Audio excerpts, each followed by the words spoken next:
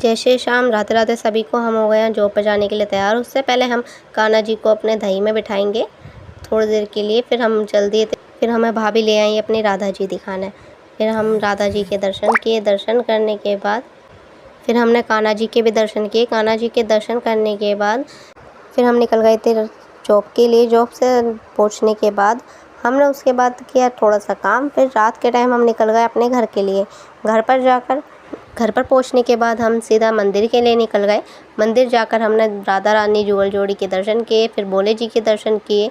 भोले जी के दर्शन के बाद सीधा हमने श्याम बाबा के दर्शन किए। श्याम बाबा के दर्शन के बाद हम निकल गए दूसरे मंदिर के लिए। फिर दूसरे मंदिर में जाकर भी हमने दर्शन किए। दर्शन कर बहुत सुंदर मंदिर सजा रखा था।